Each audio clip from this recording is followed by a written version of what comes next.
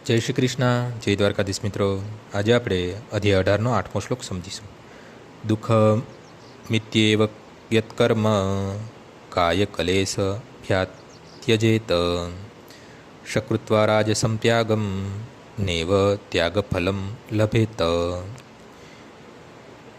જે મનુષ્ય નિયત કર્મોને કષ્ટપ્રદ સમજીને કે શારીરિક ક્લેશના ભયથી ત્યજી દે છે તો તેને માટે કહેવાય છે કે તેણે આ ત્યાગ રજોગુણમાં કર્યો છે. આમ કરવાથી ત્યાગનું ઉચ્ચ ફળ કદાપી મળતું નથી. કૃષ્ણ ભાવનામૃતમાં રહેતા મનુષ્ય પોતે સકામ કર્મ કરે છે એવા ભયથી ધન કમાવું છોડી દેવું જોઈએ નહીં. જો મનુષ્ય કામ કરીને કમાયેલા પૈસા કૃષ્ણ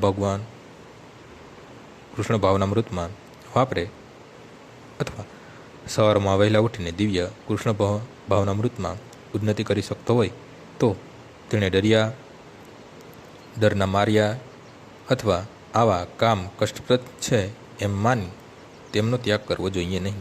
આવો ત્યાગ રાજસી અર્થાત રજોગુણી હોય છે. રાજસિક કર્મનું ફળ સદા દુઃખદાયક હોય છે. જો મનુષ્ય આવા ભાવ સાથે કર્મનો ત્યાગ કરે છે તો તેને ત્યાગનું ફળ કદાપી મળતું નથી. આજનો શ્લોક અહીં પૂર્ણ થાય છે. આવતીકાલે ફરીથી સવારે 6 વાગ્યે મળીશું. જય શ્રી કૃષ્ણ.